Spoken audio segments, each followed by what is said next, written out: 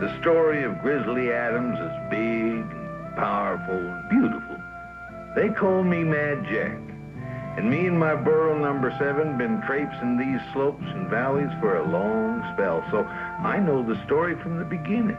My friend Adams was accused of a crime he didn't commit, so he escaped into the mountains, leaving behind the only life that he ever knew. Now that wilderness out there ain't no place for a greenhorn, and his chances of surviving were mighty slim. Weren't no time at all for he was beaten down, ragged, and nearly starved. Long about then, he come upon a grizzly bear cub, all alone and helpless. Now, Adams knew that little critter couldn't survive without his help, so he started right down that cliff, risking his own life to save it.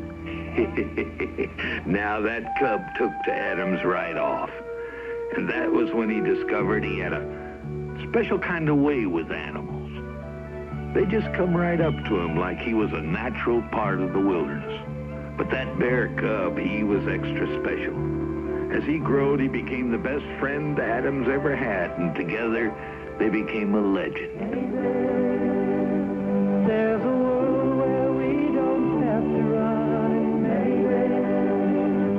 There's a time we'll call our own, living free in harmony and majesty. Take me home, take me home, take me home, take me home.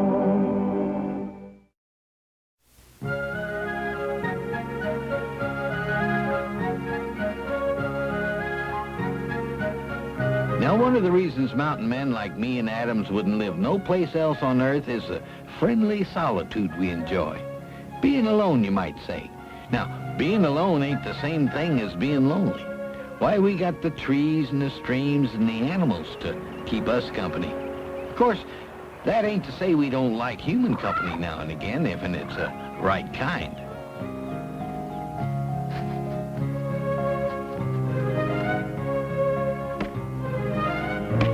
Now, you take Nakoma's young friend Tatani. Now, there was a boy that everybody enjoyed having around, and Ben not the least. When an Indian boy gets to be close to manhood, he has to start learning the ways of men. So the old chief gave Nakoma the job of learning Tatoni about life and about friends. So, naturally, Tatoni was soon right at home with Adams and Ben.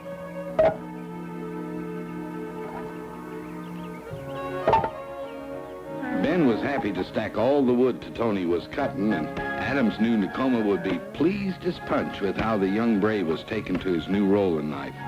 But Adams also knew that there was a time to work and a time to rest. Tatoni, how about a little rest? A man must work if he is to eat. Well, that's true, but not all the time. Nakoma says hard work makes a strong man. Well, Nakoma's right, but not all in one day. I will finish the work. Then I will rest and eat. Well, you go ahead and finish what you're doing, and I'll finish setting the table.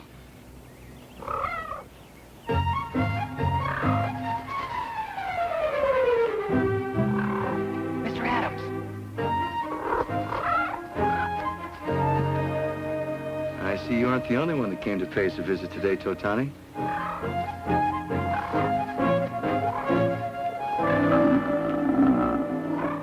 Easy now, Ben. You're scaring these little cubs. I know you're just trying to say hi.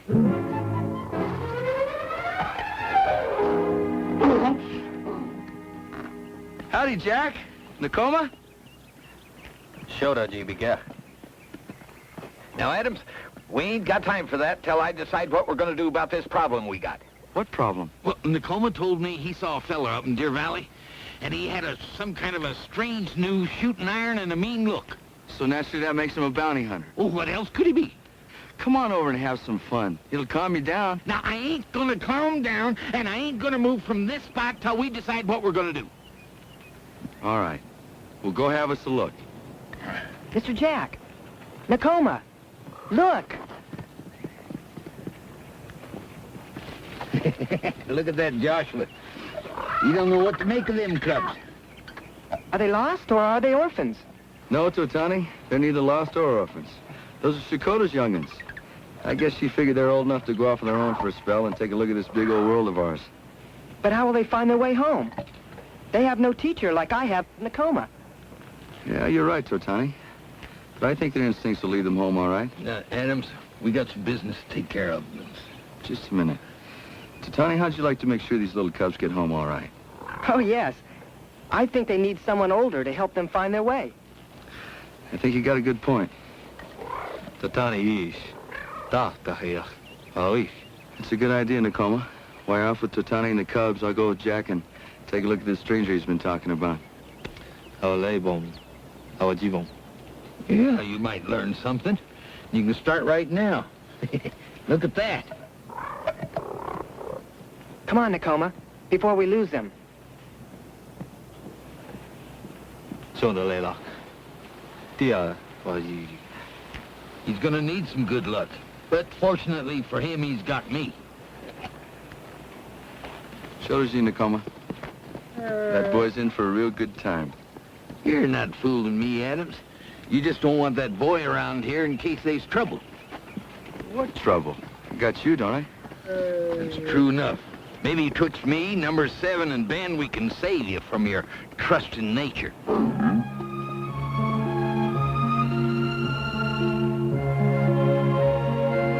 We'd come a long way and we hadn't seen a thing. But I knowed trouble was waiting for us, and we was getting closer to it with every step we took. There's no tracks out here. I'm telling you, that stranger's around here somewheres. I can feel it in my bones. The only thing you feel in your bones is this long hike you brought us on. Adams, I can outwalk, outrun, outdance any man, critter, or bear in the whole territory. Now, Ben, you be quiet. I don't want to lose the element of surprise. Did you hear that? Now, everybody stop their jabbering. I'm going to get my ears tuned up. Only one making any racket's you.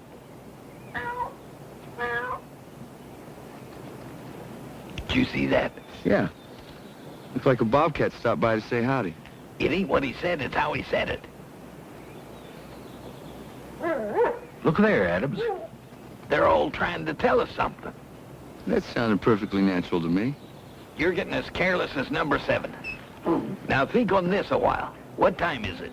It's time for the animals to be drinking, yet they're all headed that way, and the water hole's directly ahead of us. Yeah, you do have a point. Yeah. Well, from now on, we's all gonna walk single file military style. And I don't want to hear a word out of nobody, unless it's me. And that goes for you too, Ben. Meanwhile, Tatani was about to get lesson number 1 in tracking. They was talking in Crow, of course. But my friend, I see neither the cubs or their tracks.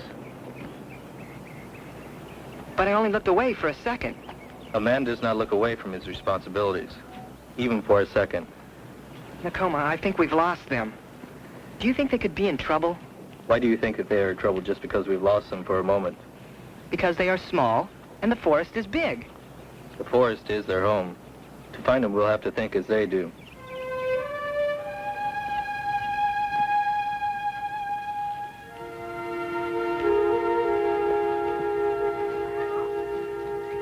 Donnie.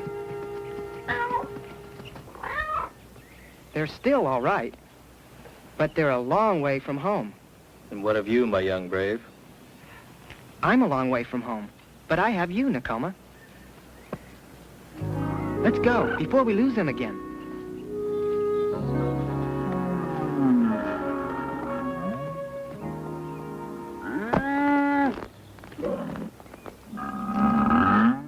Now, Ben, this ain't no time to be fancying up your claws. It's getting so we can't take him no place. Now, Ben! That weren't Ben at all. Well, would you look at that?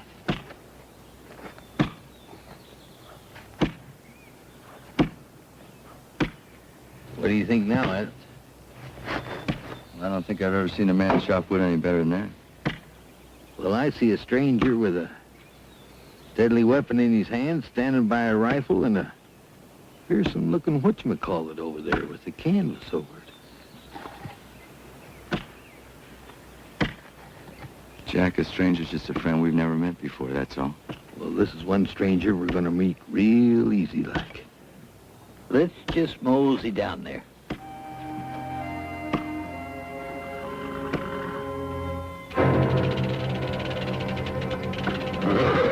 That stranger's horse seen and heard that rattler right off. By being tied to that tree, there was nothing he could do but cry out for help. That stranger couldn't get there in time, and from the looks of it, neither could we.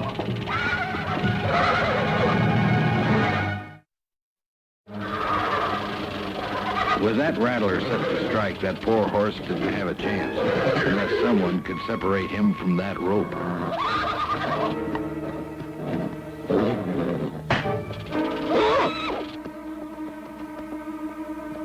No one's gonna hurt you, so just move along. Well, I don't know quite how to thank you, sir. Sergeant, I am mighty fun. I'd hold it right there. This bear's a friend of mine. Ben, say howdy. Once again, we thank you, sir. I'm Ulysses S. Grant, Captain United States Army, and this here's Sarge. Easy, Sarge. Take it easy. You'll be all right. It's a mighty fine-looking animal you have there. He's one of the best. We've already met, Ben. My name's James Adams. This is my good friend Mad Jack, and number 7. Jack? Howdy. Oh, look, you're welcome to my camp, such as it is. Thank you, Captain. I'd like to invite you gentlemen to share my food, the least I can do. No, thank you very much. We have been walking quite a spell. What you fixing? Oh, I got a little bit. Never ate no army food yet. It wasn't an insult to my stomach. Well, to tell you the truth, I haven't been foraging too well. I'm not much of a hunter. Figured you for a greenhorn. I'd like to apologize for my friend. That's all right, Mr. Adams. You know, it's true. If you gentlemen will stay around here for a while, I'll go out and get us something. Sure there's a lot of game around these parts. Oh, there's no need for that, Captain. My friend Jack, he knows where all the good eating plants and berries are in these parts. Is that right? You mean you make a meal out of those things? I'll tell you what. Why don't you join us in some of Jack's fixings? Without a doubt, he is the best natural cook in this territory. My indebtedness to you gentlemen is really mounting. That's okay. He's a quiet man, your friend. You just wait till you get to know him. I'll remind you what you just said to me.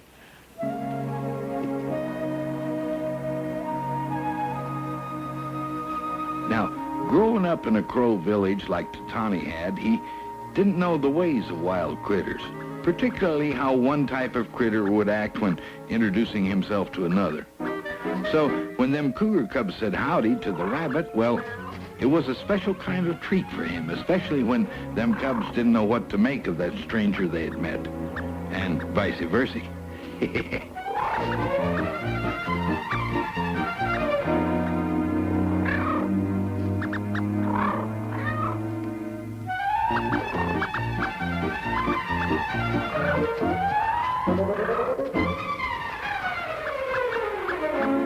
Now, Nakoma knew that watching them little ones play was more fun than a barrel of monkeys. But he also knew there was an important lesson in life to be learned here. And he was hoping that Tatani could figure out just what that lesson was. Nakoma, watching these cubs is almost as much fun as working with Ben. But are you learning anything from what you see? I am learning that you can make friends almost anywhere, if your heart is set on it. Good. Very good.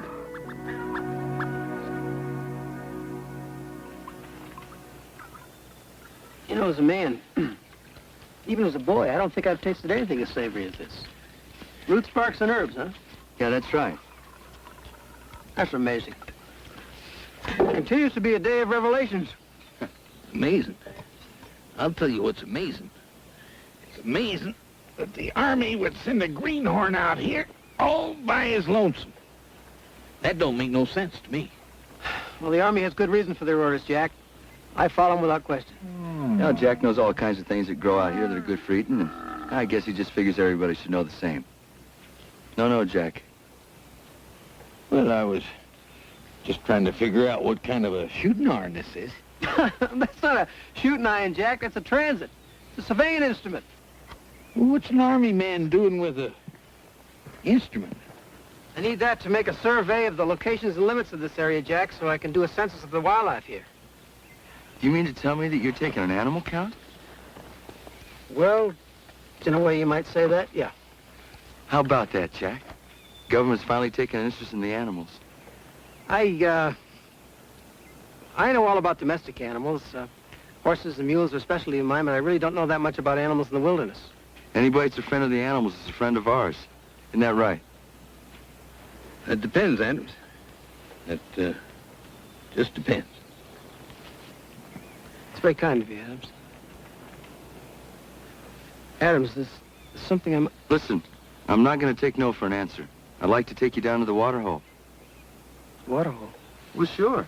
The animals got to drink just like we do, and they leave a lot of tracks down there. I'd like to see that. I'd be more than happy to show you. Look, let me just get squared away here, then I'll be with you.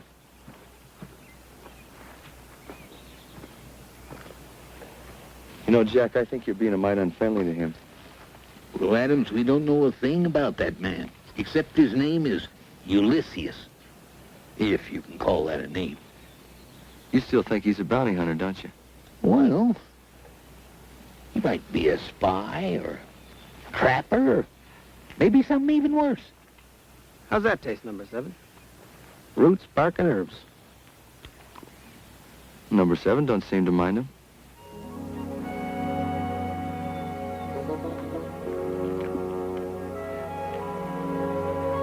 Tacoma was doing more than just tracking cubs.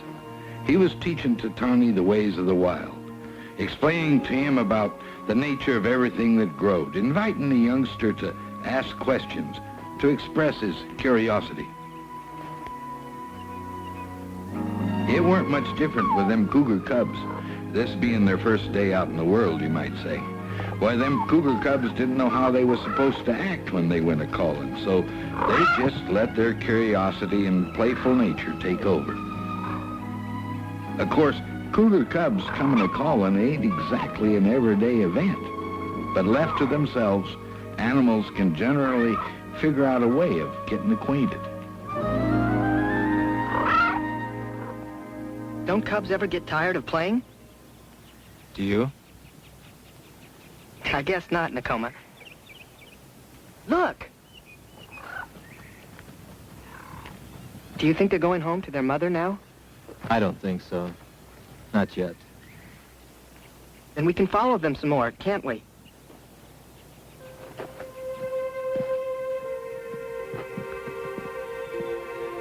Whatever that there Ulysses fella was, or weren't, he was darn smart. I never seen a man learn more and faster about pug marks. Why, in less than an hour, he could identify practically every animal that come down to the water to drink. And it was clear to me that he was in a big hurry. But what I couldn't figure out was why. So that would be 4 raccoon and 3 deer? And 1 wolf.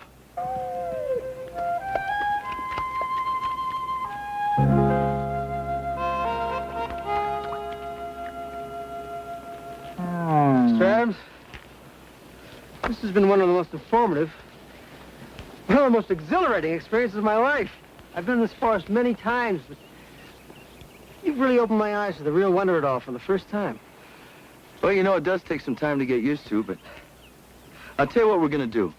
We'll have us some dinner. First thing come morning, Jack and I'll take you down to the other water holes. It's a good idea. Cut us some wood. Well, Captain Grant, I'd sure appreciate it if you wouldn't use that axe on the live trees. There's plenty of dead ones around here to make firewood. Would be a shame to ruin all this, wouldn't it? I understand. You're like killing a living thing. Thank you. I'll take that. That's the way he is. Not only about people and critters, but about all living things. Be surprised at all the trouble he's got me into because of his IDs. He's a rare man, you, Mr. Adams. Indeed he is. Say that again. You're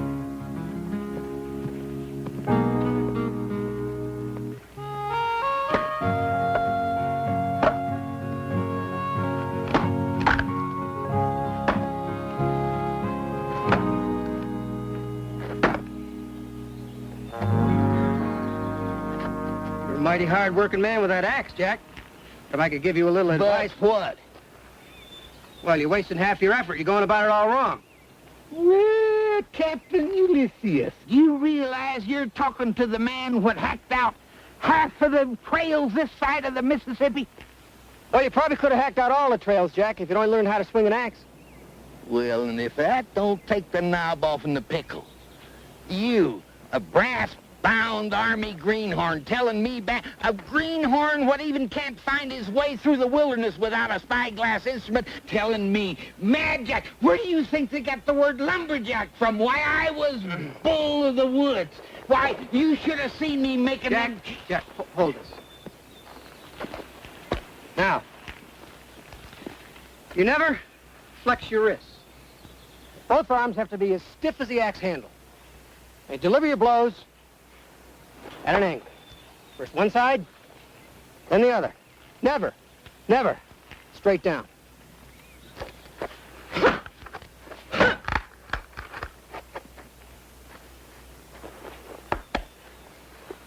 Now, don't try to chop it all at once, Jack. Let the axe do the work. Let the axe do the work, he says. Nobody asked you in the first place.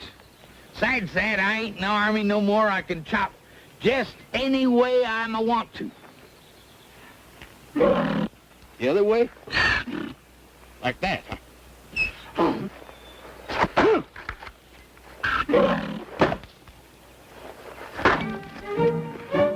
Well, I'll be dogged, number 7. It works.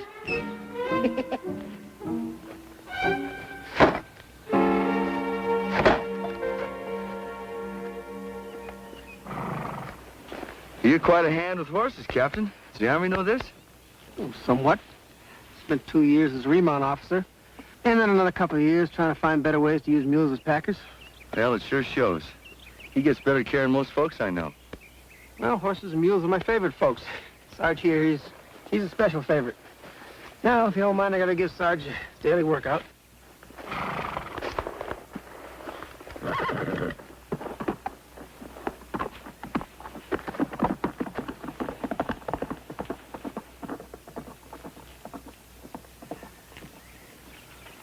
That Captain Grant, he sure does a lot of things well, Jack. Yeah. He ain't all huff and puff like a lot of them officer fellas I've known. You still don't like him, do you? Made up my mind yet. Well, you gotta have some reason. That's what's bothering me. Ain't got a reason. Come on, Jack, there's gotta be something wrong. You guard the fort, 7. Grant were so intent on helping that little bear cub, he didn't see that bear cub's mama. He's in big trouble, Adams, and he don't even know it. When he finally did see her, it was too late.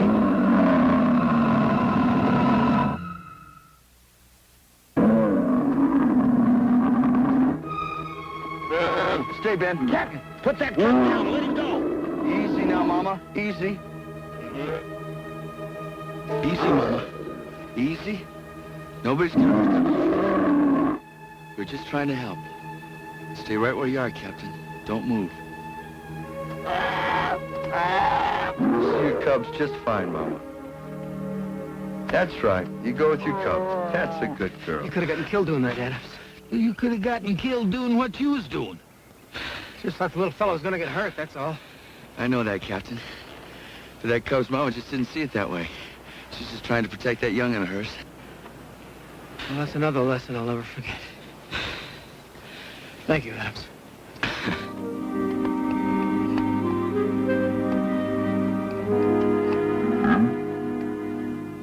Well, come morning, Captain. You'll find that's the best time to see the animals as the sun's coming up, because they all go down to the lake for early morning watering. Adams, I really appreciate you staying over to help me out. And Jack, this dinner you prepared is excellent. I know the ingredients are bark and herbs and berries, but what do you call it? It's number 16.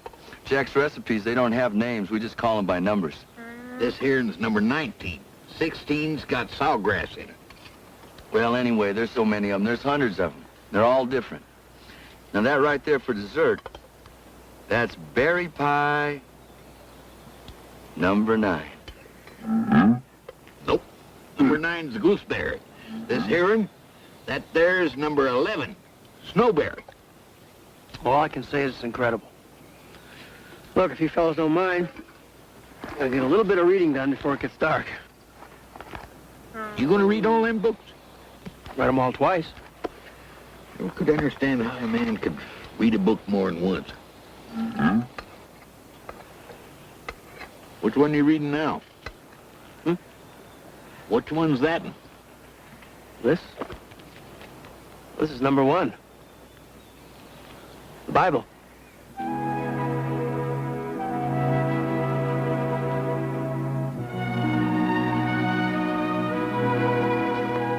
Meanwhile, Nakoma and Tatani were settling themselves in for the night, too. Nakoma, will we find the trail of the cubs again in the morning? Yes, we shouldn't have any problem once they start to move again. Do you know why we lost their trail today? I do not know, my teacher. Think. Because they knew we were following them. No, they've known that all along. There was something that made them hide away. I know. It was the coming of night. They grew afraid. Not afraid, but careful. The Great Spirit has taught the young ones of the wilderness to be aware. And with the coming of night, they found themselves a safe place to rest. As we did. I think you must be very wise, Nakoma. Is it because you're so old? That must be the reason. I can't think of another one at the moment. Nakoma, does a brave pray to the Great Spirit as much as a boy who's trying to learn so much? More, Totani. Much more. The true man has learned how little he really knows.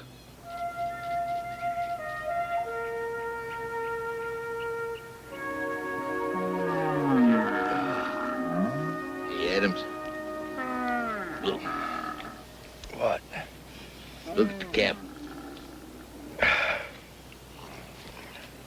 I've seen a lot of army men in my life. I've never been around one like that.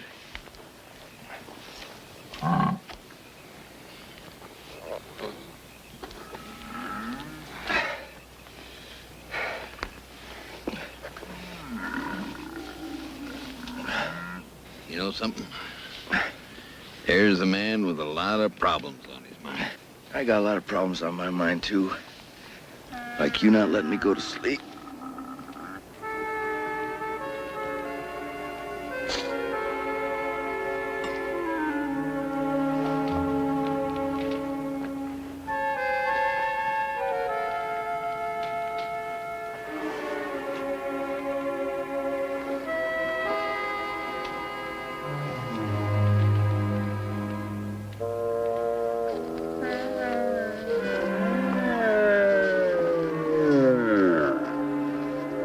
Ben, not again.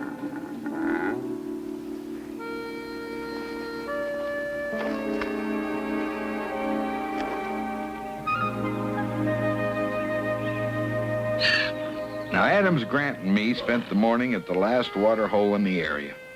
Grant's ledger was getting all filled up with the names of animals of just about every kind in the forest.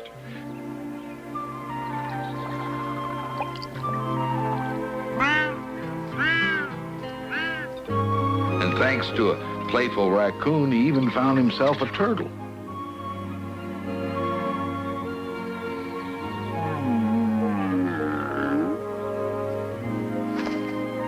While Grant was learning his lesson about the animals, young Totoni was learning about animals too. He was learning that cubs was like children, playful all the time and always curious. He learned too that In the animals' world, there are no enemies. Now, even though that skunk family was considerable put out by them two cougar cubs, never once did the skunks resort to their favorite weapon, you might say. Yes, sir. Tony was having every bit as much fun as them cubs he was a-following.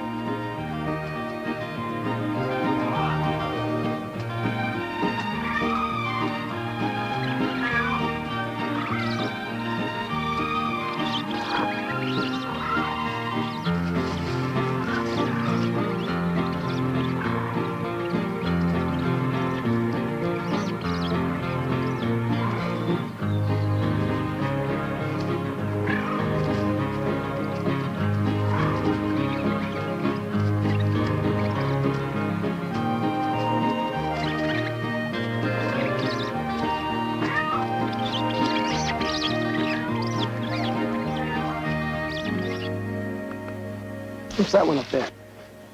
Well, that's a Chinese elm, Captain. We was finished with that there animal census, but Grant still wanted to learn more about the wilderness. Adams identified each tree for him, explaining how important it was to make sure that man didn't cut too many of them down. And I was delighted to show Grant the different kinds of bark and herbs, the ones that you could eat and the ones you couldn't eat.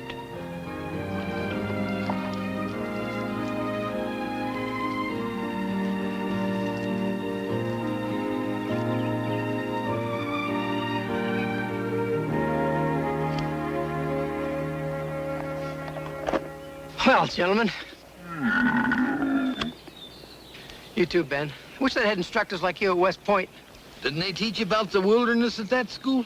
Jack, they taught us some things, but their point of view was quite limited. They were concerned with survival in the wild, and your concern is with survival of nature itself. Well, Jack, I think I'm ready to try one of your specialties, if you'll trust me. What are you going to fix? Jack? No, it's all right. Jack, I thought I'd try, how about number 39? Well, that's pretty complicated. Well, come on, Ben. See how well I've learned my lesson.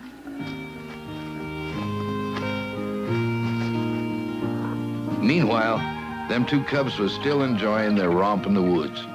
Now, when they started playing with that raccoon, it gave Nicoma a chance to tell Tony some of the things that he knowed about the animal that looked like a bandit. He told Tony that the black patch around each eye gave the raccoon a sort of a cunning look, which rightly fitted his mischievous nature, and that the raccoon ate just about everything, with berries and fruits being his special favorites. Nicoma even explained that if there was a water supply, why, that ring-tailed bandit actually washed his food before he ate it. Nicoma told Tony that the raccoon family generally had 3 or 6 young'uns at a time, and when they cried, they sounded just like little human babies. Yep, Tony had learned just as much about them raccoons as them cubs had. Well, what's the verdict? Now, look, I expect nothing but total candor.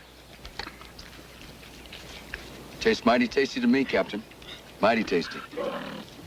Well, it ain't bad for a greenhorn, but I think you got a mite too much yarrow in it. And it looks like number 7 agrees with me. He's going down to the creek to get some sweet grass to take away the yarrow taste. Well, look, Jack, I'll make a note of that. Would you hand me my ledger there in the pouch? No, the other one. Isn't this the book you was reading the other day? Yes, it is. Maneuvers in the Wilderness and Techniques for Survival. Jack, I believe that's the captain's business. It's all right, Adams. It's just as much his business as yours. I'm afraid I haven't been very truthful with you. Listen. Quiet. That's number 7. Sounds like he's in real trouble. Come on, Adams. Ben, you stay here. Easy, Sergeant. Easy, one.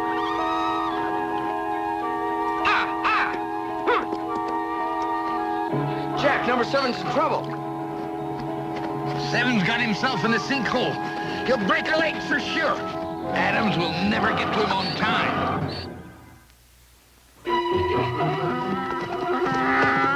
Adams, we're too late. We're coming, number 7. Captain's got to him, Jack. Easy, Sergeant. Easy, boy. Easy, fella. Easy. Number 7. You all right? We're gonna get you out now. Don't you worry. Don't you worry now. Just Back up, Sergeant. Come on, back up. Back, boy. Come on, back, Sergeant 7. Come on, back up. Easy now, you can. Come on. Back up, Sergeant 7. Come on, come on. Back up, Sergeant. Come on, 7. Put your legs up. Pull. Back up, boy. Come on, that's it. Come on, 7. That's a good boy. Back. Come on, Captain. Back. Come on. Back. Come on, back. Come on, Captain. Back up, boy. Keep that rope taut. Back up. That's it, 7. You're getting it. Come on. Pull. Easy.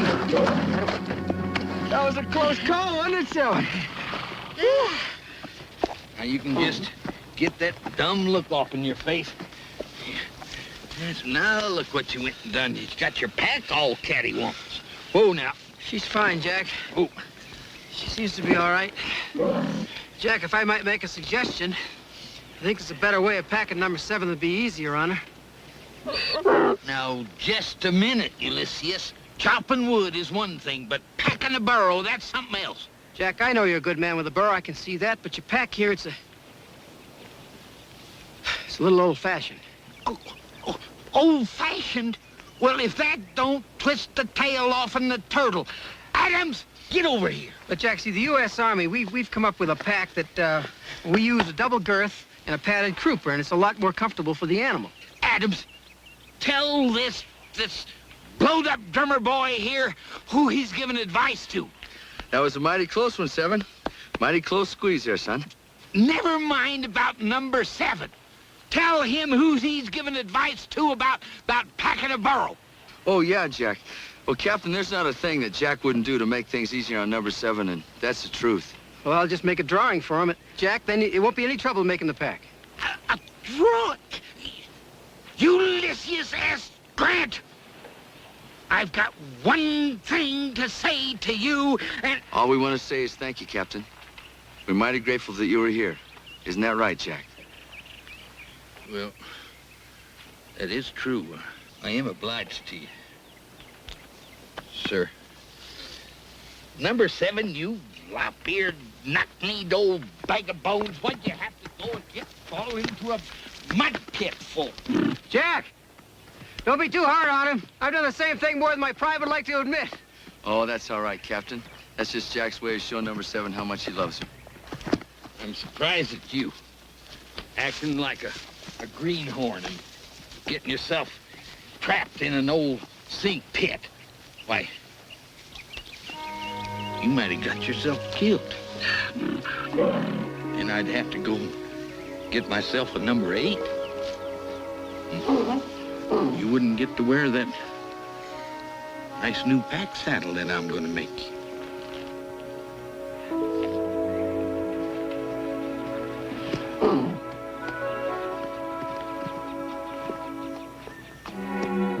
Tacoma, I know Mr. Adams said the cubs wouldn't get lost or anything, that finding the way home was part of growing up. But do you think he could have been wrong just this once? There are many things I will teach you, Totani. But when it comes to the animals of the wild, no one knows them better than my brother Adams. It is as he told you. See for yourself.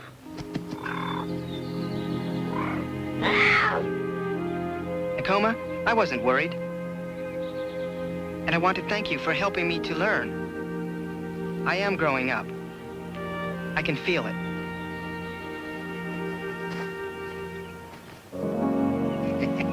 Look at old number 70. You know, any human being that was through something like he was would be plumb sick of bed. But he's just eating like there ain't no tomorrow. Well, it could have something to do with the captain's cooking. Well, I guess we got everything in order for you, Captain. Wish that were true. Say, that's right. You said you was gonna tell us something that would be painful for us to hear. Gentlemen, I'm a training officer. It's my special duty to see that our soldiers are prepared to survive in different areas. That's why I'm here, to research and write a manual to show our men how to survive in the wilderness by living off animals. I knew it. I just knew it in my bones. Truly sorry, Adams. I know how you feel about these animals. Captain, there's got to be another way. Adams, it's my duty. Soldiers need to eat to survive. That's the way it is. I'm sorry. Being sorry don't get it, Ulysses. Jack's right. Sorry's not gonna bring life back to the force once all the animals are gone, Captain. Adams, I'm as saddened as you are about the thought of still forest. Captain, how can I explain to you how wrong you are? Adams, I wish we could part under happier circumstances. So do I. If it's any consolation, I'll never forget either one of you. Or you either, Ben.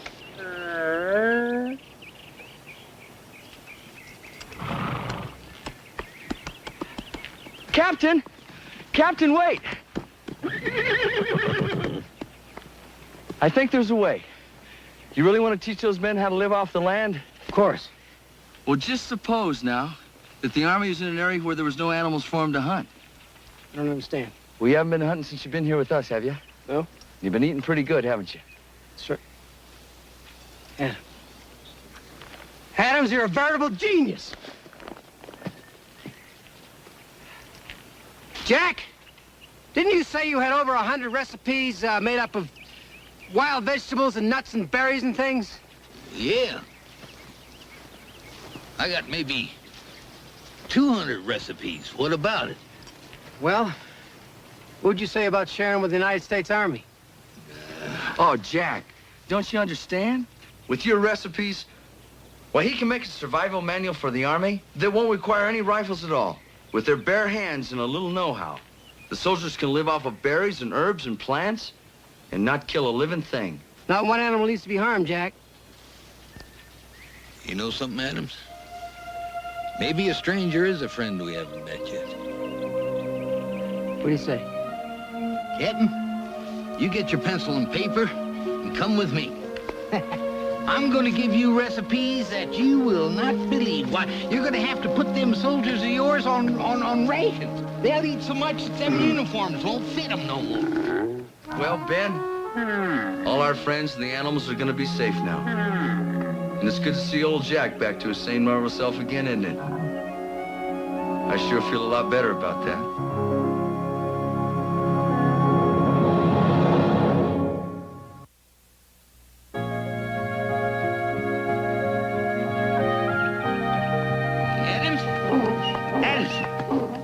Howdy, Jack. Well, you see what I got. Here, look at that. I tell you, that's gonna bug the eyes right out of your head when you see that. Well, what is this, Jack? Why, it's a commendation. That's what it is. A genuine A #1 U.S. of A. Army commendation, and it's for me. Well, I'll be. Now, this is something to be mighty proud of. To be commended by the United States Army for you giving them your recipes. Well, that's mighty fine, Jack. Mighty fine. And you know what? All them recipes is gonna be in the U.S. of A. field manual, and all the soldiers is gonna read them, and... Say, did I give you a note from Ulysses? Uh-uh. Well, it wasn't much of a note anyways. It just said to say, howdy to Ben. Howdy, Ben. That's from Ulysses back in Washington. And he said to say hello to Ben's friend. That's you. Howdy, Adams. That's from Ulysses S. Grant. And he thanked you for everything you done for him and for a whole passel of other things, including his promotion. He was promoted? Yeah, he's a major now. Leastways, that's the way he signed the note. Well, it couldn't have come to a better man. You know, learning's a wonderful thing, ain't it, Jack? It's kind of like taking a seed and planting it. A little patience and right tending, and before you know it, you got a whole crop of good. I'll say amen to that. Why, Ulysses took what he learned here from you and me, and he gave it to the whole U.S. of A. Army. Now all the soldiers can read it. You know something? It's a shame he couldn't give you a commendation. Jack, that's all right. You know, I got my own commendations. You know why? Now the animals are going to be safe. Soldiers are going to be a whole lot healthier and happier. And I got you. I got Ben. I got the rest of my friends. And besides that, well, I've got all this. Yeah, that's true enough. You know something, Adams? It's a jumping up and hollering shame that that boy's mama went and named him Ulysses. Otherwise, he might have mounted to something. Could have even made colonel one day. Who knows?